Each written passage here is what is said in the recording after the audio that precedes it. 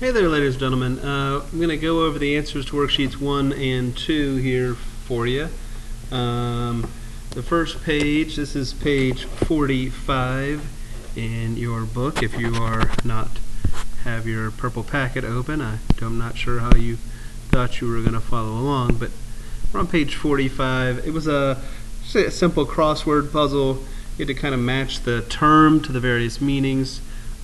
This is a reminder that when we get to our test next week, the test is next class. So when you get your test next week, you need to know all the terms such that you could fill in the blank or match them up or whatever. And that word bank on page 45 is pretty much all the terms. We've been using them for a couple days now. Neutron, atom, element, molecule, formula, proton, matter, symbol, ion, electron, particles, properties, compound, negative charge, positive charge. Electron cloud we haven't really used yet. That's more in our future, and I don't think it's a choice. And yeah, it's not one of any of the choices that were used. And of course, the fabulous periodic table. While I'm looking at this and you're thinking about the test, yes, I will be giving you a periodic table for the test. It is a clean, brand new periodic table that has not been written on, but you will get a periodic table for the test. Alright, so if you need to pause it, that's fine, but the answers to the crossword puzzle are here on the screen. Alright, I'm going to go on to the next page. Page 2 is about just reading a formula and understanding the relative quantity of elements in each one of them. It's a little bit blurry. I'm not too excited about that. But the ratio or the subscripts tell us how many each element. The only one that's a little bit difficult is number 4, because the nitrogens in number 4 have been split. There's NH4, NO3. There's 2 nitrogens just split apart.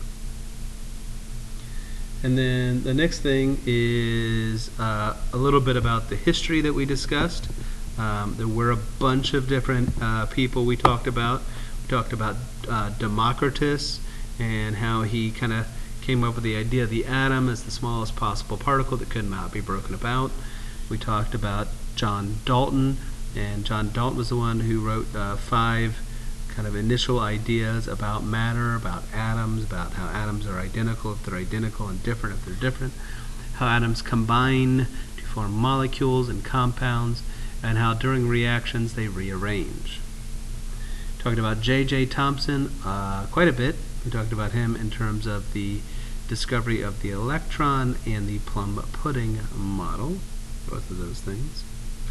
And then we discussed Ernest Rutherford and his gold foil experiment that discovered the nucleus was very tiny, and positively charged. And then we also discussed, who else? Henry Millikan was an electron charge guy, and Mr. Neutron. Man, my brain just failed me.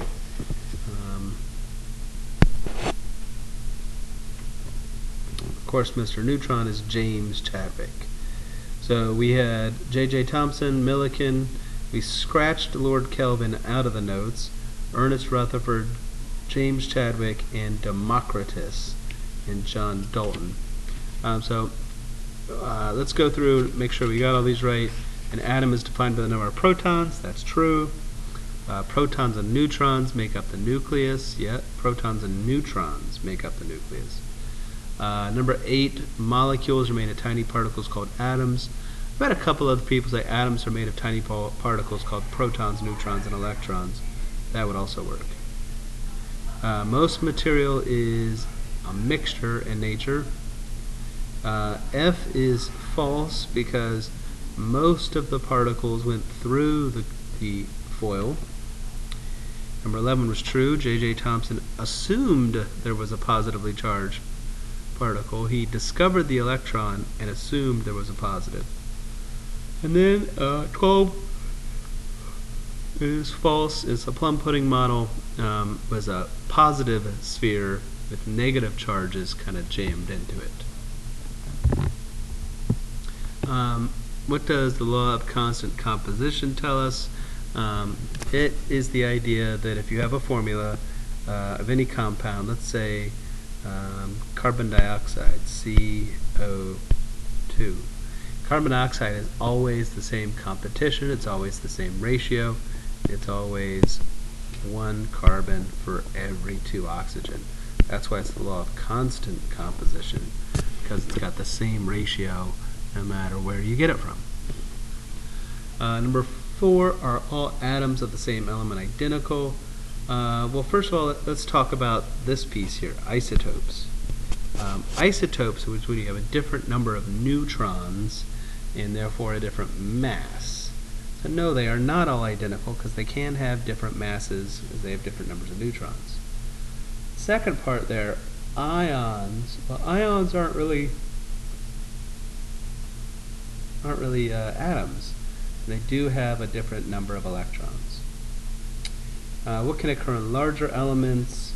If the nucleus is unstable, you can have radioactive decay. They can break apart. If the element gets too big, unstable, it becomes radioactive. And explain what occurs in each of the radioactive decay types. There's alpha, beta, and gamma. Alpha is the safest of them, then beta, and then gamma decay is the worst of the 3. And that was pretty much worksheet 1, pretty straightforward. Hope you had some fun. Now let's go on to worksheet 2. So in worksheet 2, we are working on the average atomic mass concept. The average atomic mass concept revolves around this equation right here, that the mass times percentage plus mass times percentage, etc., etc., etc., all over 100 equals the average. Oh, sorry, I'm yawning. I'm probably giving you the yawns just by hearing me yawn, which is one of those weird yawning phenomenon. So number 1, we have 60% of an atom with a mass of 69 AMUs, 39.6% of 71 AMU. So what is the atomic mass? So I set it up, mass times percentage plus mass times percentage all over 100. Carefully typed that in my calculator, made sure that I divided by 100 separately, and got 69.79. And then right below that, I wrote gallium. And I wrote gallium because gallium has a mass of 69.79. So that's a pretty close match. Number 2 is pretty much the same thing, but in reverse. We have the 2 isotopes, chlorine 37 and 35. Those are their masses. And we have the average. And so we have the average and we have the 2 isotopes. What we don't have is the percentages. So what they did is for the percentages they plugged in x and 100 minus x. And then I'm slowly going through the steps to solve for it. So what are those steps? The algebra steps just need to be carried out very slowly. First, you would be taking the 100 and multiplying it to the other side. That's why you see that is now 100 times bigger. And then this 37, it needs to be distributed to everything inside those parentheses, which is why it's now 3700 and negative 37x. After distributing it, you need to combine like terms. So I subtracted the 3700 to the other side. And got negative 156. And I combined the 2x values, 35x and minus 37x is minus 2x. And then I solved for x. And that percentage, since the x value applied to chlorine 35, it is 78%. It is the value of x. And the other one is 100 minus x, which is 21.75. Number 3 is essentially the same thing. You set it up so that the 2 isotopes times the percentages, and it's going to be mass times x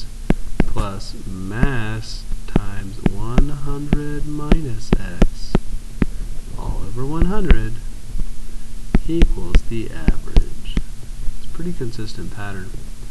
And so I just slowly solve for x by multiplying by 100 and and distributing, and found they were 76 and 23.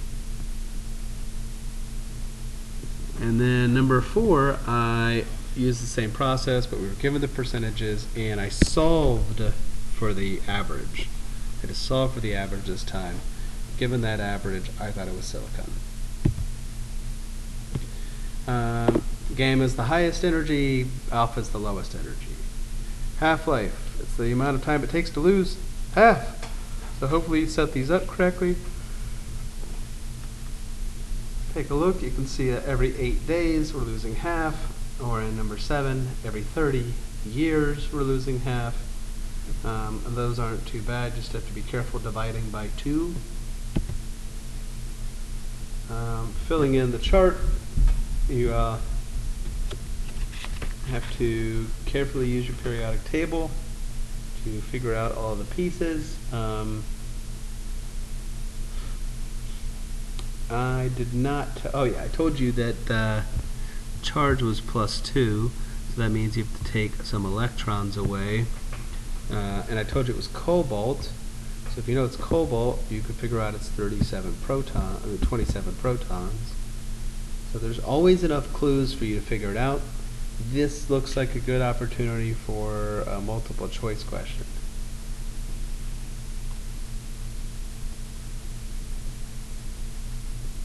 Number 12,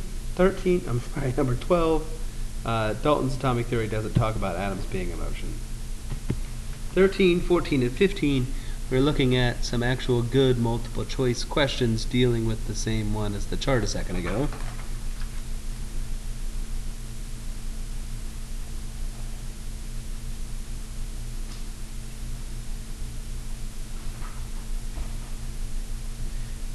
And so you find the element on the periodic table. Zirconium is number 40.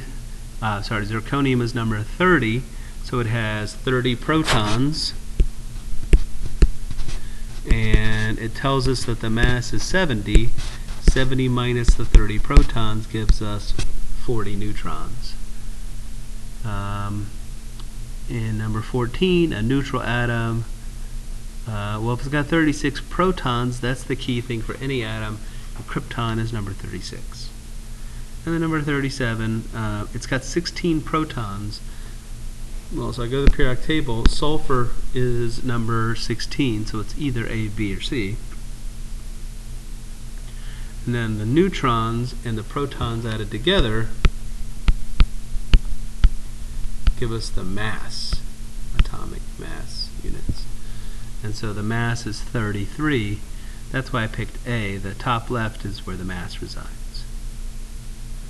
And 16 through 21 are carefully using the terms on the notes.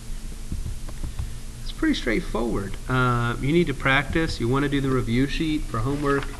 And if you finish early in the lab today, you can do the review sheet in class. Maybe work with a partner or something like that.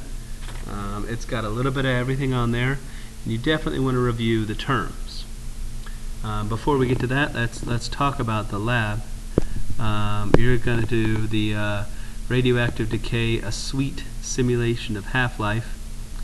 And if I look at this procedure with you real quickly, you're going to get 50, let's say, candies. And on each side of the candy there is a symbol. I'm just going to write symbol X. And you're going to drop the candy on a paper towel or plate at your desk. Do not do this at the lab desks. Those might be contaminated. Please only do this at your desk.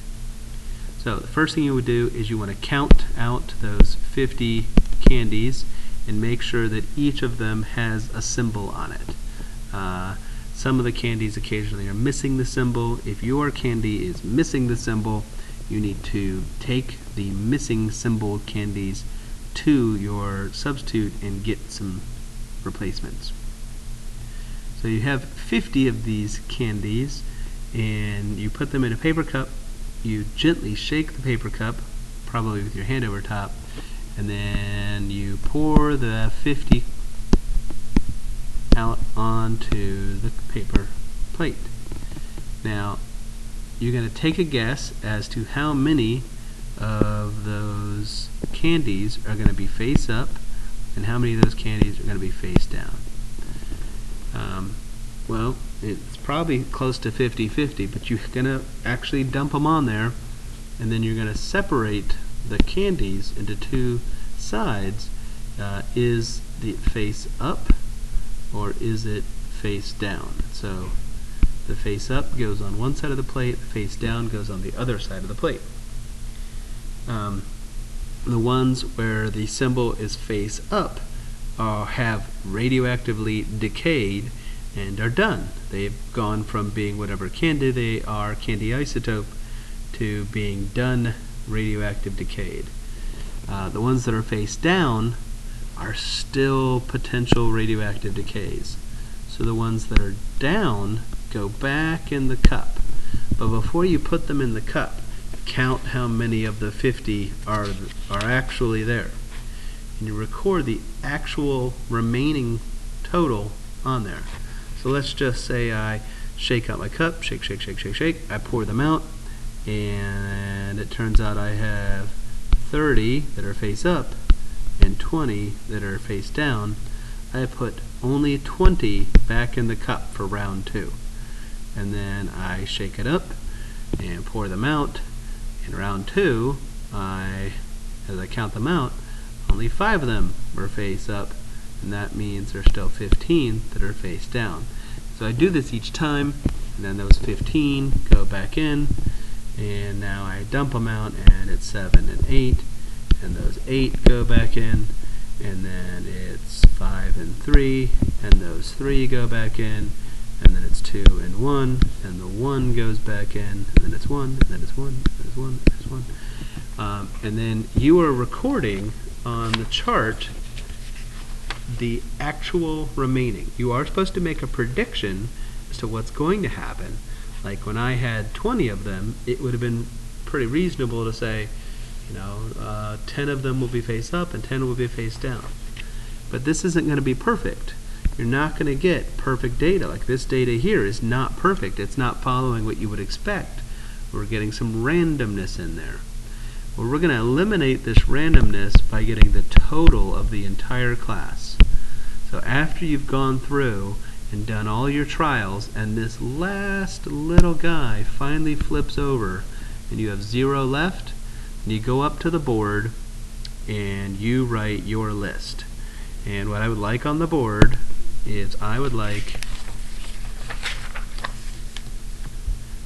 you should have on the board, it should say trial 1, 2, 3, 4, 5, 6, 7, 8.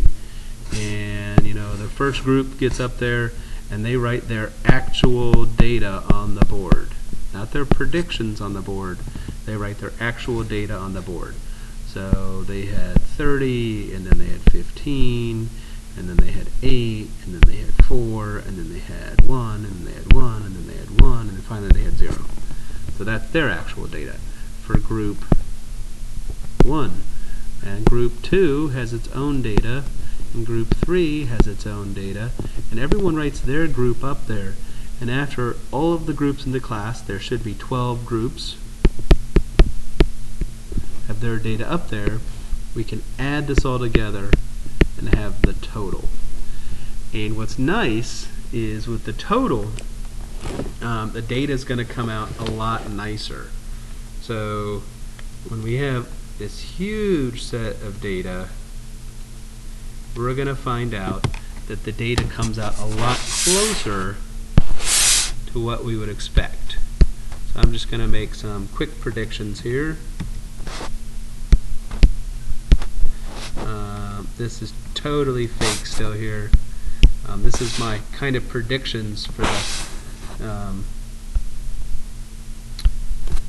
when we get as a class together. And it's going to keep going down You keep going down, and it's probably going to take maybe a 9th round to get the total all the way down there. And this represents a pretty decent idea. Half-life a lot more accurately. So you see this group had a bunch of 1s in a row, where some other group's going to have 3 a bunch of times in a row. And so you can't do small data sets with statistics. It doesn't work very well. You have to have big data sets. When you take your group data, the totals, I want you to make a graph with the group data. Now look at this graph. This graph on your paper, it goes 0, 1, 2, 3, all the way to 10 trials. And then this axis is unmarked. Well, that axis should represent whatever these totals are.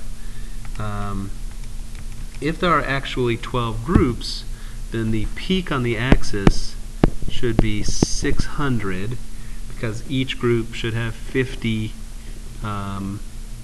M&Ms or Skittles, candies to start off with.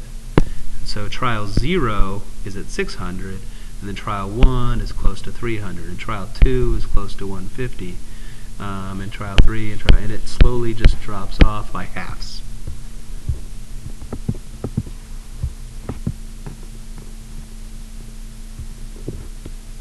So, now that you've finished this video, you're ready to do the lab. Look up, look around, find a partner that's also done doing the video, and ask, hey, you want Skittles or M&Ms? If they want something you don't want, find a new partner. Work in pairs of 2? No, you cannot work by yourself. There's a limited supply of Skittles and M&Ms. The only priorities are the people who have allergies. If you have allergies to peanuts, don't eat the M&Ms. If you have allergies to Skittles, don't eat the Skittles. If you're allergic to both of them, I'm sorry, I really tried. Have a good day, and don't forget our test is next class. Bye-bye.